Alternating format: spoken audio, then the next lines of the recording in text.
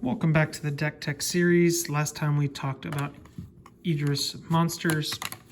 This time we are talking about our friend Kendra here. She is a white, blue, pink factions. I think one's Chaos, one's Bellum. I don't know the magic one. I don't know these. I'm not an expert. I've just found this to be relatively fun. She has decent aura. It's 150.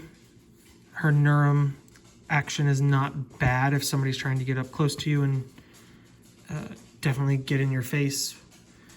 But I do like the fact that she has a ton of aura and she fits into these three colors for this deck that I'm creating. So today we are talking Kendra modified Tempits. Tempits is the name that a YouTuber named him came up with. I liked his deck when I saw it. It seemed pretty sweet to me. So I thought maybe today we'll talk about what he's got going on and what we can do with it. So Tempits literally stands for, it's just a spell deck. And the idea is to toss your opponent into a fiery infernal pit. So Tempits is temporal relocation. I have 3 of them. I need more. I will get more. But as far as this deck building series goes, this is all based off that one box that I got of J2. So I've built the best decks I can with just one box. So this is my temporal relocation. I got 3 of them. One of them came out of the box looking like crap. I don't know how to explain that, but like that's ugh. It just I don't quite understand.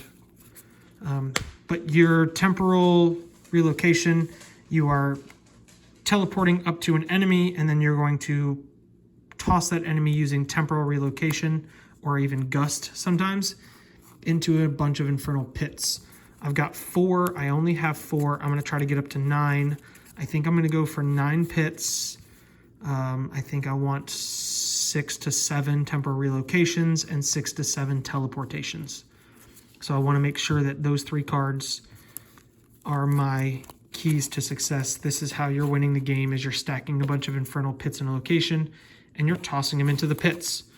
And something about that just seems janky and fun and hard to do, and I would really love to try to win that way. So I've only got 3 teleportation. I'll try to get more and make that work. So working with the cards I have, here's a technique. It costs 8 aura and a full 4 energy from the deck. Move, it's a swift action. I do know that they updated it. It is a swift action. Move target champion or summon in the grass's awareness to a spot adjacent to you. So this allows you to move a champion or summon that's outside of your normal awareness and bring them in closer to you, which can allow you to push them or toss them into the correct direction. I had 4. I put them in the deck. Just seemed like something useful. If I can't toss them in with a temporal relocation, I'm just going to push them with a gust. I've only got 3. I would love to do better than that, but that's what I got. As far as my mobility on the board, Displace both allows me to move into a different spot to chuck or to use temporal relocation or a gust. It's also quite a defensive card that allows me to just dip out and move when I need to. I have a single smoke bomb. I like it. It just seems great defensively. Just kind of allows me to back up. Nothing to say about that. 2 Epiphany. This is an amazing card. Drawing 3 cards in any card game. Drawing cards in any card game just seems to be amazing. I get why they limited it to 4. I pulled 2 out of my box. So at least 2 staples plus the Lightless Tibicinas and all the other cards that you've seen so far. Like, very happy with my pulls. Unhinge. I don't know if this is a common card, but I feel like allowing myself, probably hurts me to allow my enemy to shuffle their hand back into their deck and redraw. Seems kind of damaging for me, but also it allows me to enable my game plan if I don't draw any of my temporal relocations, my teleportations, or my pits. I need a redraw. So now we're in that draw section of the deck. We had our Epiphanies, we had our Unhinges. Underworld Knowledge just says exert and draw. Exert, lose a heart, draw a card. Not my favorite, but in a pinch, like do or die, you gotta draw some cards. So I have 4. I pulled 2 Underworld Dealings. I don't know how good this is to pay X life to opt the top of your deck and put 1 into your hand. I mean, if it's win or lose, I guess the heart's probably worth it. She does only have 19 health, so that's not that much. 2 Fire Pillars, which means I pulled 3 in my box. There's only 1 that didn't get used. 2 Fire Pillars, you set these next to your pits. It just means that everything that lands in them takes extra damage. So you just set these on either side of your pits in any of your directions, and it just allows them to take extra when you toss them into the fire. Flame Jet, if things start getting bad and you start needing some help, I've got 4 Flame Jets dealing 2 damage to a target, even 2 spots ahead of you, and that awareness is pretty good. So I had 4. Infernal Lashback is not ideal for me. I haven't played the game much, and I know that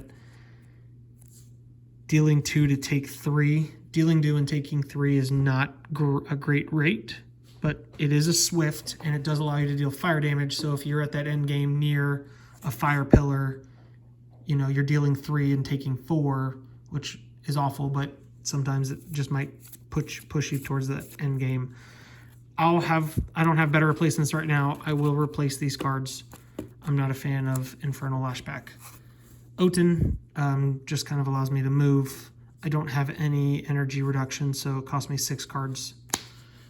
Arcane Blast is also not great. It just seemed like, oh God, why you gotta do that? Why you gotta do that, foil? Arcane Blast doesn't seem great, but if I can get it near a fire pillar, it's fire pillar, right? Yeah, if I can get it near a fire pillar and I can cast it, my spell is fire, it's dealing 3 damage, and it's only costing me 10 aura, so that's a total of 6 damage right there if it's with both of those Arcane Blasts. So now let's get into some cards that I just had to start filling in some space. I had a Meteorite. I think Meteorite's really sweet. Spend 30 aura, deal 5 to everything. It just kind of clears the board. Demon's Rage seems quite absurd, actually. 2 hearts and only 7. 2 hearts and 7 to deal 4 damage around you to kind of clear the area. Seems quite amazing. Sadistic Illusion, I don't know how to feel. I've never used this decoy card. I've never seen it been used, but switching with someone's summon and allowing them to have to kill their own summon seems pretty good. It could be bad. I don't really know. And then last but not least, 2 cards for Cleave. Just kind of clear the area around you as a swift when they're trying to drop summons or move close. Just seems okay. It's only 2, but it is a swift, and it doesn't cost any more aura. So I tried to keep these last cards in here as auras, energy, because this deck is quite aura heavy. But that is Tempits based off of teleportation, temporal relocation, and infernal pits. Drop them into some infernal pits, deal a bunch of damage to them. You can only stack 3 in a location at a time though, because they have 6 health. So you'll drop the first one, you'll put the second one down, they will do 2 damage to each other. This one, the first one will deal 2 damage here. You'll drop this one. This one will take 2 from the first and 2 from the second. So you have to be careful. They will eventually, and then when somebody gets tossed into them, they will also eventually kill themselves. So you have to be careful. You cannot put a 4th one in, or then they just start breaking each other. So I believe that's how it works. If I'm wrong on my math and you can do more, or it has to be less, I'm under the assumption that you can have 3 in a spot and you can drop a champion in twice before they go off. But if I'm wrong, then I'm wrong. So please feel free to let me know in the comments. That is Kendra Tempits. Thank you for watching.